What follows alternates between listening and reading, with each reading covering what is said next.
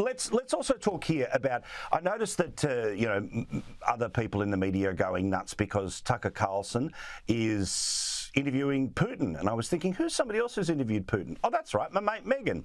But what I also find quite bizarre here is that I'm a little bit of like the old school rules about, remember the Time Person of the Year? It wasn't about whether they were a good guy or a bad guy. It was whether they were impactful, right? So therefore, whether they're good guys or bad guys, you still want to sit down and talk to them. What happens in the interview? Okay, we'll all wait and watch and make our own decision. But the freak out at somebody even going to Moscow to interview him, I find quite odd, Megyn. So sick of this nonsense.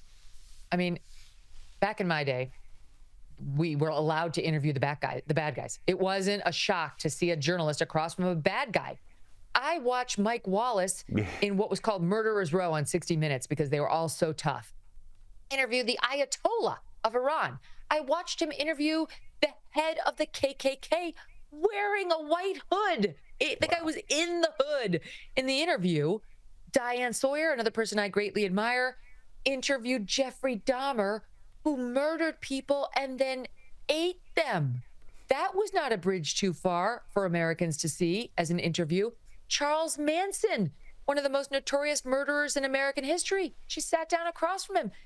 I don't know when the new rule got handed down that we only get to interview the good guys. It's very wacky. I went through this myself when I interviewed Alex Jones. Yes, now Tucker's going to go through it with Putin. Look, I haven't seen the interview.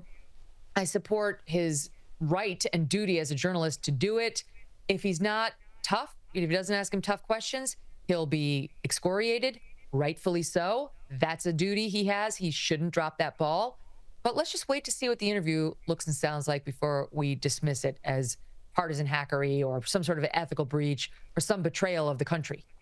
But also, and look, the actions of the government is always different than the actions of the people. But the idea that even going there is some sort of, act of helping the enemy. I spent some time in a YouTube deep dive the other day where I was having a look at some old Billy Joel stuff. And remember when the culture sort of in the late 80s, early 90s was, American invited to Moscow and shaking the hands of normal people and they're just like us. That seemed to be where we were. Instead now it's, the entire country and its citizenry are all kooky and crazy and evil and weird. And again, I'm not letting the bloke off the hook. You went tough on him and obviously he is the aggressor when it comes to Ukraine, no question. But this sort of total othering of everyone in the joint. America's sweetheart, Goldie Hawn, she went over there with Kurt Russell and had an audience at the Kremlin. I mean, it used to be just as you say. And by the way, now having been to Moscow and to St. Petersburg and to Kaliningrad, personally, I can tell you the Russian people are absolutely lovely and they love America and they love Americans. They would love to come over here and visit. They love when we go over there. They love to show off their cities. They're so grateful when we show any interest in them. These are not some rabid America haters. It's not North Korea. It's Russia. Actually feels very European in places like St. Petersburg, which is really like, it looks like Venice. If you've never been, it's like Venice. It's got a bunch of canals. It's got beautiful waters. It's just absolutely lovely. St. Petersburg and the castle, all the stuff. So my point is you can hate the government, not hate the people. And that's the way through this because our kids are going to have to live with Russia in this world. And there's no point in starting and continuing another Cold War. That's not to say that they shouldn't be held to account, the government, for what they've done. And yes, they support Vladimir Putin. They love a strong man. That's how Russians are. And Mother Russia's really been, she's taken it on the chin these past several decades. And they see a man who's standing up for Russia. And it's not uniform, but as a whole, they like him.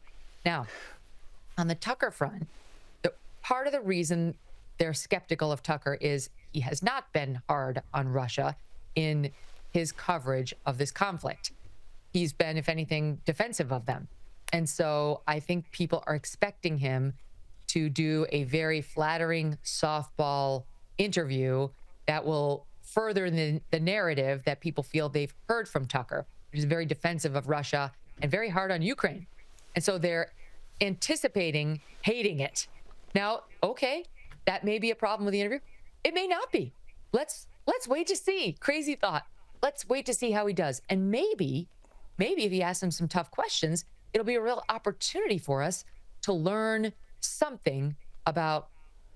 Look, I'm going to be honest. The whole thing will be propaganda on Putin's part.